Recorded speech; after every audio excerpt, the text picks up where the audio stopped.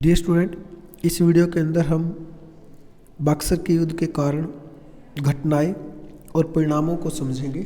इससे पिछली वीडियो में हमने प्लासी के युद्ध के बारे में जाना। उसमें सिराजुद्दौला जो थे उन्होंने किस किस प्रकार से अंग्रेज़ों के खिलाफ़ कार्य किए, अंग्रेज़ों ने उनके खिलाफ़ क्या क्या कार्य किए और क्या उस युद्ध के परिणाम निकले, वो जाना।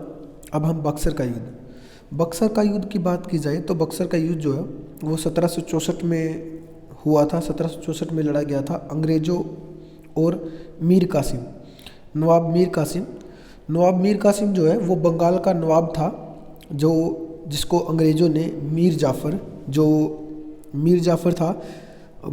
को अंग्रेज़ों ने नवाब सिराजुद्दौला जो था, जिसमें प्लासी के युद्ध में जिसकी हार हुई थी, जिसको जान से मार दिया गया था, उसके बाद मीर जाफ़र को जिसने धोखा दिया था नवाब सिराजुद्दौला का और अंग्रेज़ों का साथ दिया था, उसके बाद मीर जाफ़र को नवाब बना दिया गया था। उसको पद से हटाकर फिर अंग्रेज़ों ने नवाब मीर कासिम को बंगाल का नवाब बना दिया गया था। और जो मीर कासिम था वो एक बहुत ही योग्य और एक काबिल व्यक्ति था। इसीलिए वो अंग्रेज़ों के हाथ की कठपुतली बनकर नहीं रहना चाहता था और अंग्रेज़ उसको अपने हाथों की कठपुतली बनाकर रखना चाहते थे। मतलब कि अंग्रेज़ जैसा चाहते वो वैसा ही करे, अंग्रेज़ों का ये चाहना था, क्योंकि अंग्रेज़ों ने उसको पद पे बिठाया था, अंग्रेज़ों ने उसको नवाब बनाया था। मीर जाफ़र को बंगाल के नवाब से हटाकर मीर कासिम को उसकी जगह बिठा दिया गया था और अंग्रेज़ चाहते थे कि मीर कासिम उसके हाथों की कठपुतली बनकर रहे। लेकिन मीर कासिम जो था एक अच्छा व्यक्ति था, जिस कारण से वो अंग्रेज़ों के द्वारा जो गलत कार्य किए जा रहे थे उससे नाखुश था, उससे खुश नहीं था। और मीर कासिम और अंग्रेज़ों के बीच में ही ये युद्ध हुआ था, जिसका नाम है बक्सर का युद्ध, जो 1764 ईस्वी में लड़ा गया था।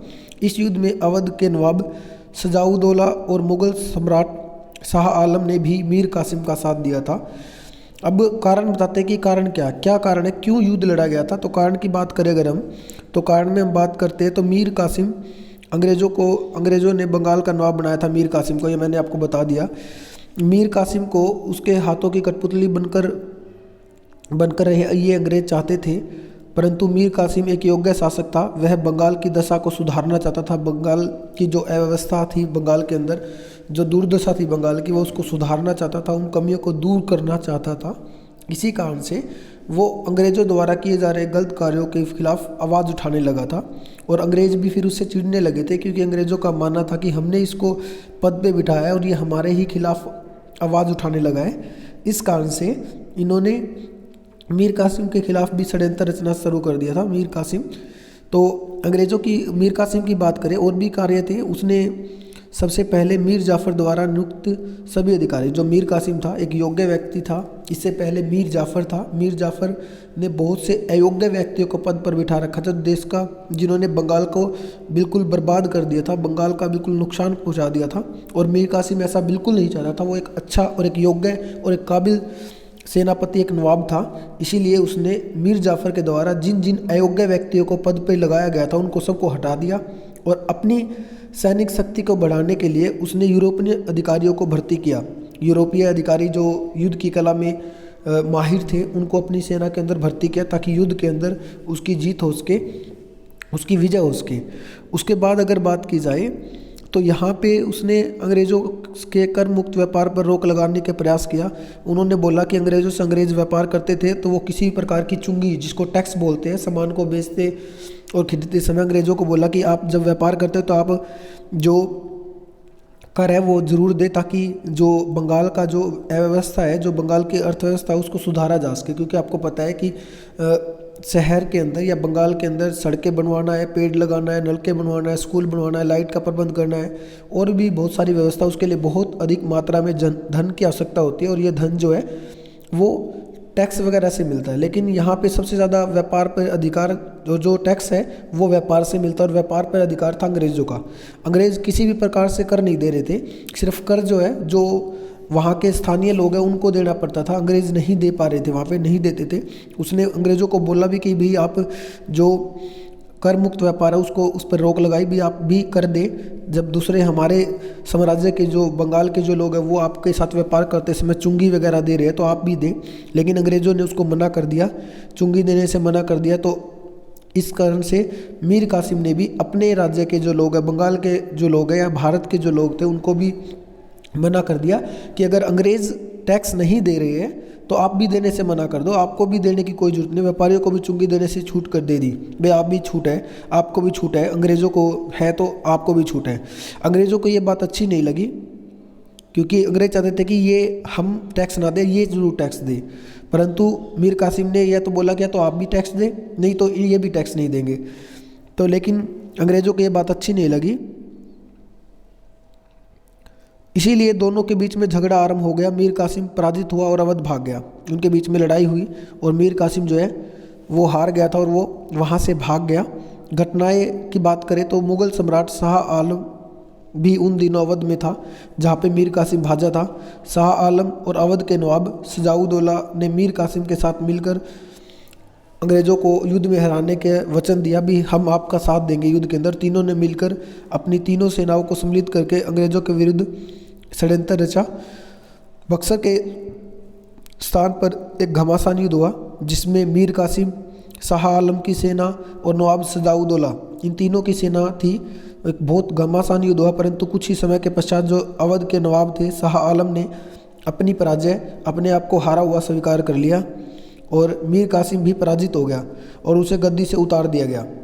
परिणाम क्या निकले इसके पूरे रिजल्ट के, बंगाल के प्रांत पर पूरी तरह से अब अंग्रेज़ों का अधिकार हो गया।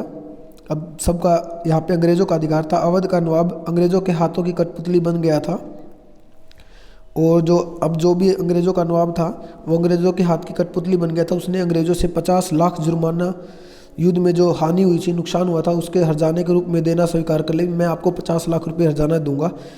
और साथ में अवध में बिना चुंगी के व्यापार करने की अनुमति दे दी कि आप अवध के अंदर बिना चुंगी के, बंगाल के ऊपर तो उनका राज हो ही गया, साथ में अवध के अंदर भी उनको बिना चुंगी के, बिना भाई अगर व्यापार करते तो आपको किसी प्रकार की चुंगी नहीं देनी है, किसी प्रकार का टैक्स नहीं देना, उसके ऊपर भी उनको मनाही कर दी भी, आपको कोई देने की जरूरत नहीं अंग्रेज़ों को। उसके बाद है मुग़ल सम्राट शाह आलम ने भी अंग्रेज़ों की अधीनता स्वीकार कर ली और उसने बंगाल, बिहार और उड़ीसा की दीवानी जो है, जो पावर जो है वो अंग्रेज़ों को दे दी।